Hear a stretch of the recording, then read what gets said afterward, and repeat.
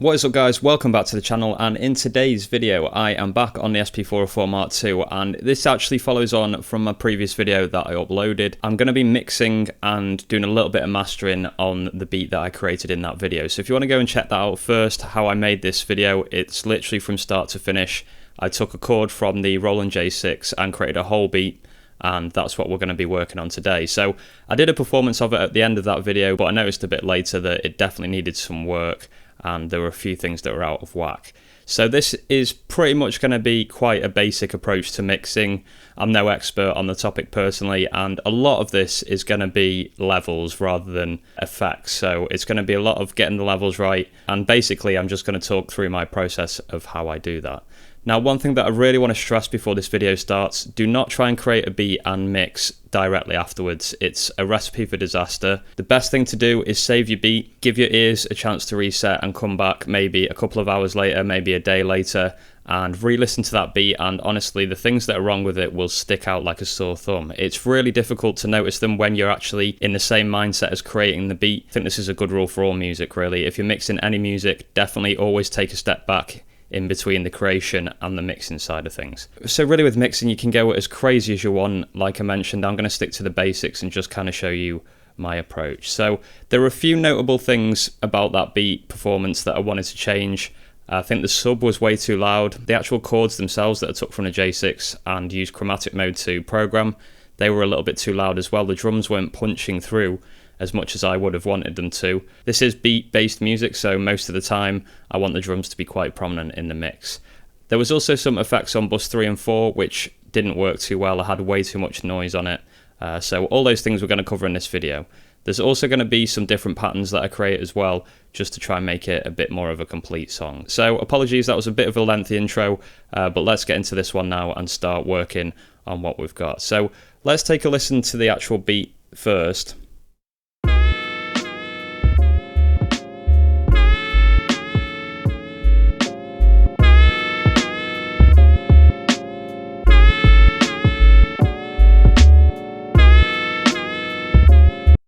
And we can hear there's a lot to be desired. So I'm going to go in and start working on this. The first thing that I'm going to do is try and bring up the drums a little bit. Now, we didn't have much room with the drums. I think all of them were near enough 100% volume or 127. But let's have a quick check. I think the kick is actually a bit lower than I'd want it to be. So yeah, the kick is only on 50. So I'm actually going to bring that up quite a lot, maybe to about 90. The hi-hat as well, that's very, very low. So I'm going to bring that up and make those drums a bit more prominent in the mix. So that's the first thing. So let's go back into the pattern and check that.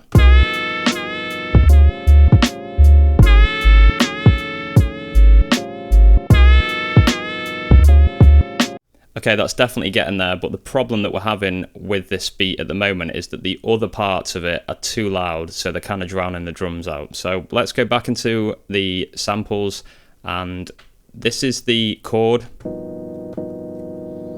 And of course that's been programmed over chromatic, but if you want to make any changes to all those chords, because I've used the chromatic mode, I only need to make the change to this one pad. So the first thing that I'm going to do again is bring the level down.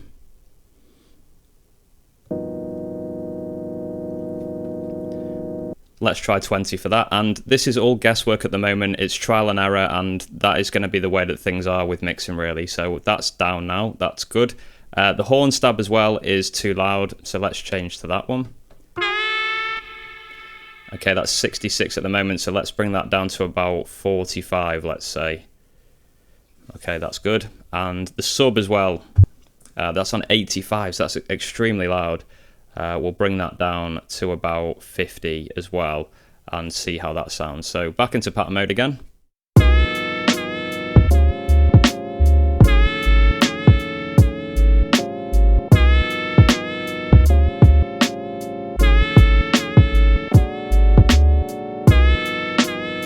I actually think that's already starting to sound a lot better, and we haven't even added any of the bus 3 and the bus 4 effects yet. So we're really starting to get somewhere there.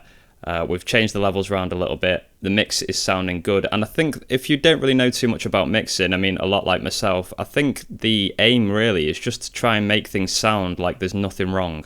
So, you know, if you can hear that a kick is just way too loud, bring that down. If you can hear that you can't really notice the snare too much in the mix, bring that up or bring other things down in order to be able to hear that snare a bit more. We can already hear there now, we're getting a much better mix just because it kind of sounds right. It doesn't sound like anything's out of place, which is a good thing to aim for if you're just starting out. So let's just take another quick listen to that.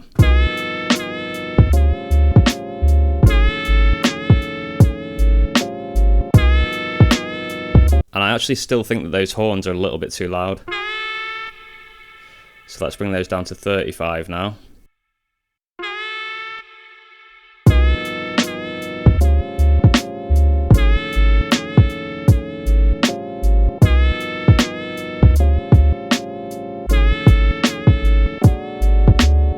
Okay, I'm very, very happy with that mix now. That's sounding much better than it did previously.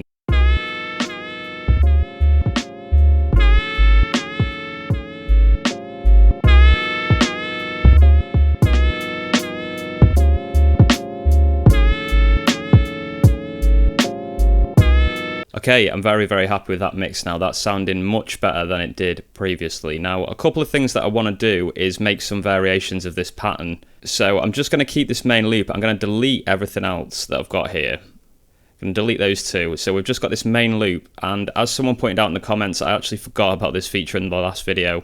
You can actually choose which samples get copied to another pad in pattern mode, which is super useful. So for example, I'm going to make this loop again, but I'm going to take out the horns. So I'm going to go copy 11 and I'm going to copy it to 10, and then I'm going to hit remain and I'm going to choose everything apart from the horn. So horn is on 10, that's the only one which I don't want in here, and we're going to go ahead and press copy, and now I should have that loop without the horns in it. So let's take a listen.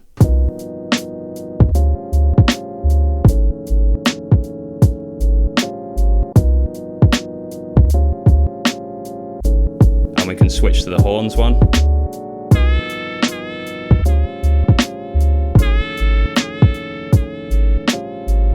Okay, great. So let's shuffle these along a bit because I want to do something else. So I'm just exchanging these and move them along this lane. So now what I'm going to do is make a copy of 11, which is the loop without the horns in, and I'm going to drop the drums. So same method again, into there, remain, and we're just going to make sure that it's just that and the sub.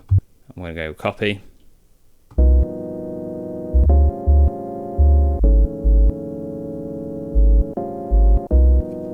And actually, I'm going to go ahead and take the sub out of that as well. So we're going to copy 11 again. So we'll go copy 11 onto 10, remain, and we're just going to choose the chords. So there we go.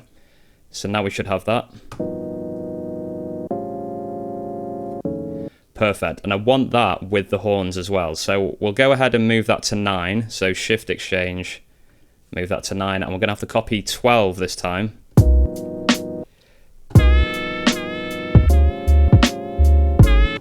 And just take the drums and the bass out. So copy 12 to 10, remain, and we want the chords and the horn and nothing else. So copy.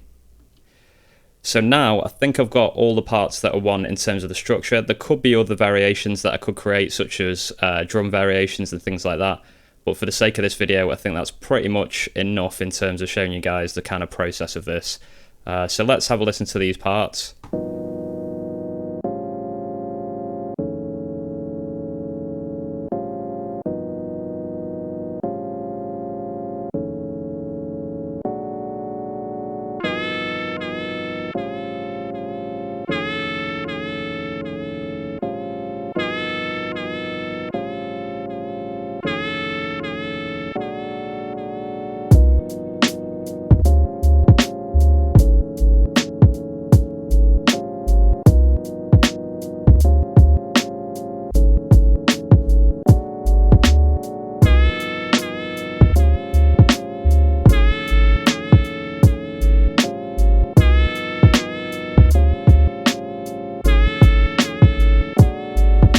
Okay, that's sounding really, really nice. I think the mix sounds way better. Now the final thing that I want to do is add some effects. So I'm going to do 3 and 4, bus 3 and 4. So we're going to go ahead and go to effects set.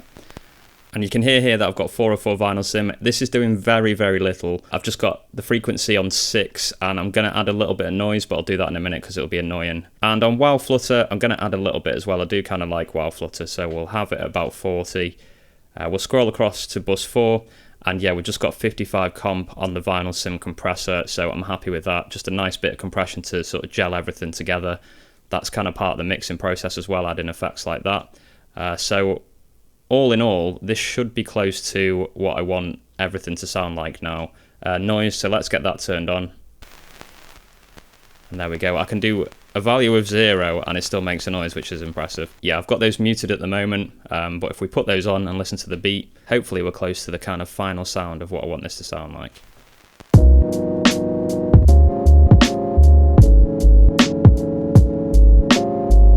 Okay, you can't really hear that noise, so I'm going to turn it up.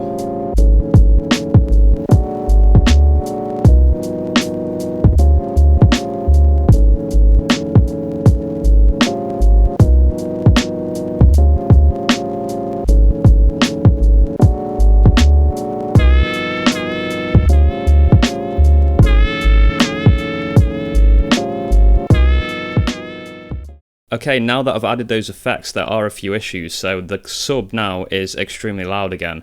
So I'm going to go back into that pad and we're going to turn this down even more, say to 35. Okay, it's the same situation with the horn as well. So we'll bring that down to 20. Now this should be pretty much done now, hopefully. Pattern select, back on with the effects.